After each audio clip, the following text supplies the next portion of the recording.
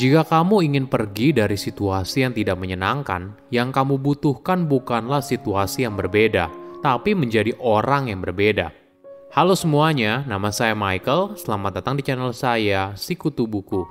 Kali ini saya akan bahas buku Letters from a Stoic karya Seneca. Sebelum kita mulai, buat kalian yang mau support channel ini agar terus berkarya, caranya gampang banget. Kalian cukup klik subscribe dan nyalakan loncengnya. Dukungan kalian membantu banget supaya kita bisa rutin posting dan bersama-sama belajar di channel ini. Buku ini membahas bagaimana cara menciptakan hidup yang bahagia berdasarkan filosofi masa lalu. Jika bicara soal Romawi kuno, kita mungkin merasa hal ini jauh di masa lalu dan tidak relevan lagi di zaman sekarang. Menariknya, buku ini yang berisi kumpulan surat dari Seneca, seorang filsuf zaman Romawi kuno, ternyata masih relevan. Manusia tetaplah manusia, tidak peduli di zaman apa mereka hidup, mereka masih bertanya hal yang sama, tantangan hidup yang sama, harapan, dan juga soal mimpi. Seneca merupakan seorang filsuf terkenal di zaman hidupnya. Dia bahkan seringkali dikenal sebagai salah satu dari 3 filsuf stoik penting dalam sejarah. Sederhananya, stoikisme mengajarkan kita apabila kita memiliki fundamental dan batin yang kuat, maka kita bisa menerima dan bertahan setiap situasi yang muncul dalam hidup. Saya merangkumnya menjadi 3 hal penting dari buku ini. Pertama, hidup dengan rasa cukup. Apa yang kamu lakukan ketika kamu merasa tidak puas? Mungkin kamu mencoba untuk mengubah lingkungan kamu. Mungkin kamu pergi liburan, membeli barang, atau bahkan pergi makan enak. Mungkin saja kita merasa lebih baik, tapi perasaan ini tidak akan bertahan selamanya. Kenapa? Karena yang kita berusaha penuhi adalah kebutuhan materi, bukan kebutuhan batin.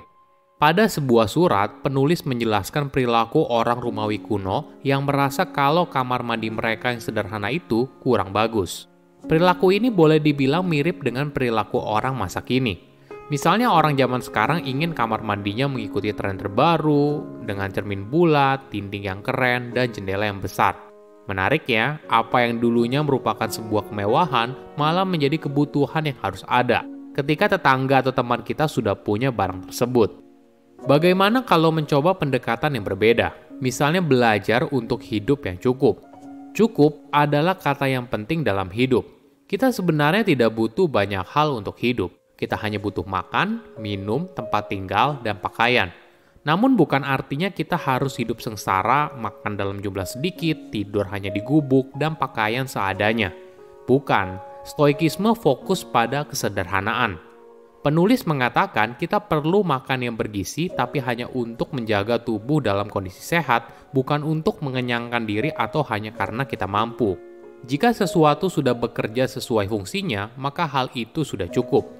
Misalnya kamu tentu saja butuh tempat tinggal yang nyaman, tapi jangan terlalu sibuk pada berbagai pernak-pernik yang harus ada untuk mempercantik rumah. Ingat, pada dasarnya fungsi rumah ya sebagai tempat berteduh. Latihan ini akan mengajarkan kita untuk hidup sederhana. Kedua, menghadapi ketakutan dalam hidup. Apa ketakutan terbesar kamu? Apakah kehilangan jabatan yang kamu miliki sekarang? Kehilangan uang? Kehilangan kenyamanan yang selama ini kamu nikmati? Hidup dengan ketakutan memang tidak enak. Penulis memberikan sebuah ide bagaimana kalau kita merasakan hidup miskin dalam waktu tertentu. Misalnya selama 4 hari, kamu hanya makan dengan budget minim dan hidup semiskin mungkin. Kenapa hal ini penting? Karena kondisi dan kenikmatan yang kamu miliki itu tidak pasti akan bertahan selamanya. Hidup akan selalu berubah dan banyak hal tidak terduga muncul. Misalnya kamu terkena PHK, bisnis kamu tiba-tiba bangkrut, dan sebagainya. Latihan ini akan mempersiapkan diri kamu ketika hal terburuk menjadi kenyataan. Coba bayangkan para tentara. Dalam situasi damai, mereka tetap berlatih dan mempersiapkan dirinya. Jadi ketika perang benar-benar terjadi, mereka sudah siap. Penulis bercerita tentang seorang temannya yang sedang menderita karena rumahnya habis terbakar. Ini tentu saja kejadian yang tidak terduga dan dampaknya sangat besar. Untuk mengurangi rasa sakit yang dialami oleh temannya, penulis memberikan 2 wejangan. Pertama, sesuatu akan cenderung dibangun kembali lebih kuat. Manusia biasanya belajar dari kesalahan. Jadi dari satu kesalahan, maka kita akan belajar untuk menjadi lebih baik. Mungkin kamu dengar istilah, what doesn't kill you makes you stronger. Apa yang tidak membunuh kamu, maka akan membuatmu semakin kuat.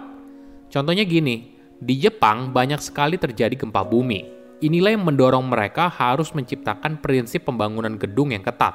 Alhasil, bangunan di Jepang boleh dibilang menjadi salah satu yang terkuat dalam hal menghadapi gempa bumi.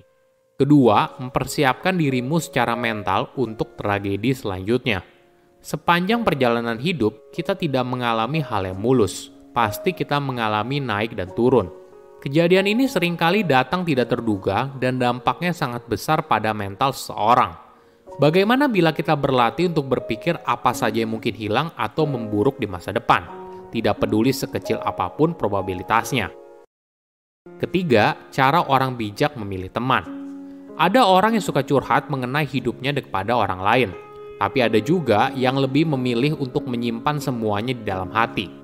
Dua cara ini sebenarnya berada dalam kutub yang ekstrim. Penulis menjelaskan orang yang bijaksana cukup dengan dirinya sendiri. Artinya dia harus bisa sendiri tanpa perlu teman. Namun bukan berarti dia tidak ingin punya teman. Intinya kamu harus memilih teman dengan bijak. Tapi ketika mereka sudah bergabung, kamu harus benar-benar memperlakukan mereka seperti teman baik. Jika di zaman dulu mungkin kita sering dengar kalau kita tidak boleh milih-milih dalam berteman. Namun di era sekarang, saya rasa kita harus selektif. Pada akhirnya, kita adalah cerminan dari lingkungan sekitar. Jika kita memilih lingkungan yang buruk, akan sangat sulit untuk bisa keluar dan membantu kita mencapai hal yang kita inginkan. Pilihlah teman bukan berasal dari status sosial, kekayaan, dan sebagainya. Namun pilihlah teman dari karakternya dan orang yang bisa kamu percaya. Ini adalah dasar dari persahabatan. Lebih baik lagi kamu mencari teman yang punya tujuan yang sama dengan kamu. Kalian berdua bisa belajar dari satu sama lain untuk saling memperbaiki diri. Nah, ketika kamu sudah memilih siapa temanmu dengan bijak, maka kamu harus bersedia untuk terbuka. Dengan cara inilah, kamu baru bisa menjalin hubungan saling percaya antara kamu dan teman tersebut. Oke, apa kesimpulannya? Pertama, belajar menjalani hidup dalam segala kondisi. Cukup adalah kata yang penting dalam hidup. Kita sebenarnya tidak butuh banyak hal dalam hidup.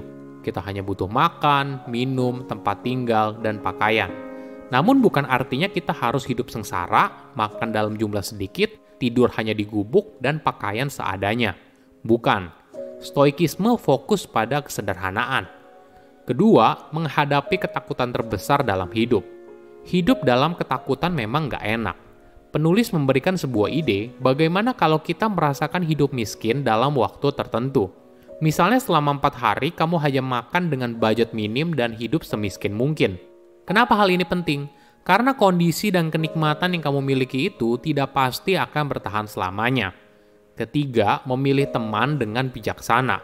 Orang yang bijaksana cukup dengan dirinya sendiri. Artinya dia bisa sendiri tanpa perlu teman. Namun bukan berarti dia tidak ingin punya teman. Intinya, kamu harus memilih teman dengan bijak. Tapi ketika mereka sudah bergabung, kamu harus benar-benar memperlakukan mereka seperti teman baik. Silahkan komen di kolom komentar pelajaran apa yang kalian dapat ketika baca buku ini. Selain itu, komen juga mau buku apa lagi yang saya review di video berikutnya. Saya undur diri, jangan lupa subscribe channel YouTube Sikutu Buku. Bye-bye.